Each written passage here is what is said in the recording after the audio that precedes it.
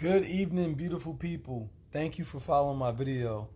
Um, I have been on a debt-free journey for the last 3 months. A little history about me. I got myself wrapped up in a little bit of debt about 3, 4 years ago.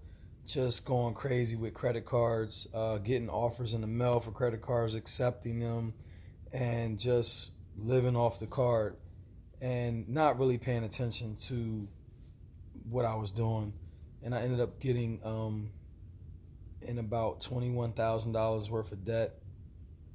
I do have a six-figure job, and I say that because I want people to know that, and I'm going to tell you the process that I went through. It's not about how much money you make. You can make less than that and be debt-free. But there's different scenarios out there. You have the one people that may not make as much as I do and feel like they will never get out of debt, and then you have people that make as much as I do and still feel like they can't get out of debt. It's never about how much you make. It's about how much you keep and how much you hold on to. Again, making six figures, I'm in debt. But a lot of it was not paying attention to my spending habits. Now I carry a book around and I write down everything I buy, and I pretty much buy everything with cash. I know it's really simple. Sometimes it seems simple when I say that, but it's really good to go back to the basics. Using cash. Cash will tell you what your true net worth is, right? Credit will tell you, make you feel like you're a millionaire, but you're balling on plastic.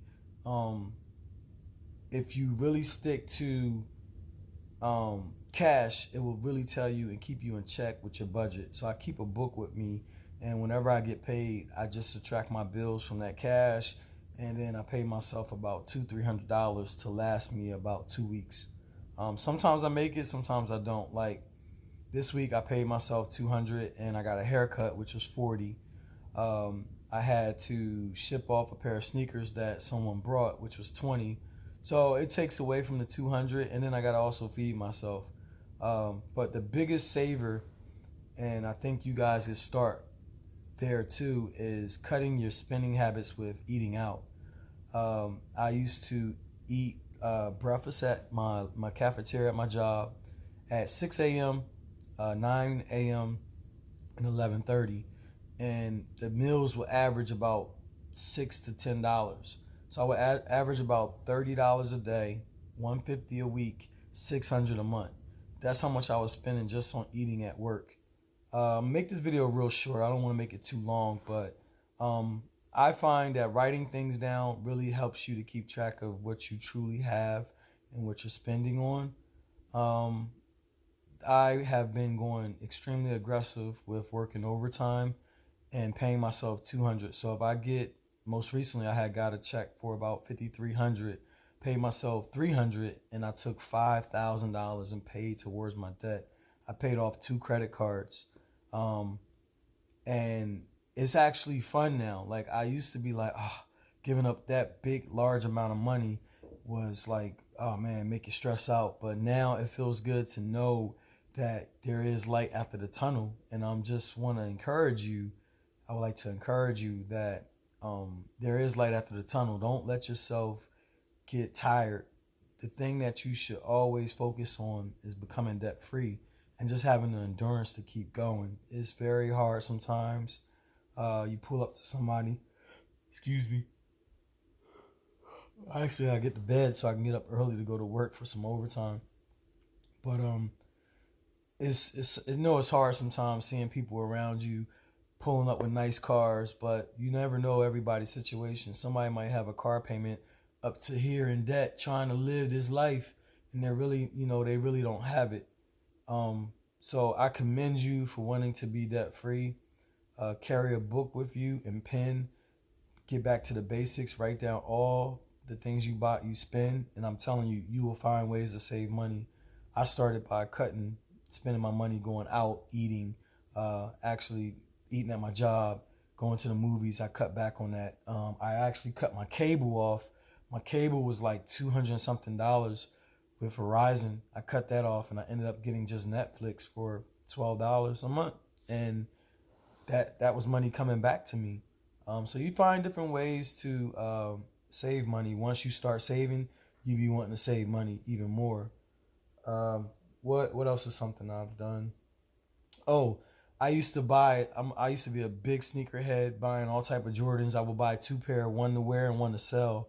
So I currently went through my closet and I was like, you know what? I just need to get rid of these shoes. I'm not gonna try to be a collector and wait for these things to skyrocket. I'm just gonna sell them. So I was fortunate enough to be able to sell. I sold about two of my sneakers out of like six that I started collecting. So if I sell all six of my sneakers, I'll have about $1,000, and I'll take that money and just put towards debt. What I'm going to do with my tax refund. When I get my tax refund, I think that I am going to pay myself again $200, and the rest will go towards paying off some debt. I think it will be my student loan, which is down to about 2,500, and I would like to pay off. I have another credit card I would like to pay off, which is like 1,500, and the rest of that will go towards debt, whatever house debt, maybe put it towards gas and electric just to get ahead, or pay my cell phone bill to get ahead, or car insurance, whatever. But I am very proud. I haven't brought anything since Christmas. Christmas time, I spent money. I did a Pollyanna to kind of help my family to save money and to help me save money also, and it worked out great. And I think that's very good for folks that can do that, because Christmas can really dig in your pockets. So after Christmas, I didn't spend any money. I didn't buy anything, only necessities, things that I needed for my home to be able to clean my house, laundry detergent, things like that I will buy. But I would not spend anything on me like clothes and sneakers. So I'm very happy about that. And I think from my lesson and my journey of being debt free, I think the biggest thing is endurance, to keep going, to keep, for me in my case, going to sleep early. Sometimes some nights I have to go to bed by 7 to be at work by like 2 a.m. And I'll be at work until 4:30 in the afternoon sometimes. So I'm fortunate enough to be able to have available overtime to increase my income and to decrease my spending. So I just want to encourage you, look, the Bible talks about being in debt and being slave to the lender.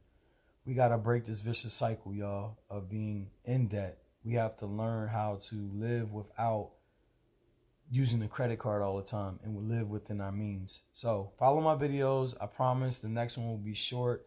I just had a lot to say tonight, and I want to keep y'all encouraged, and let's be debt free in 2020.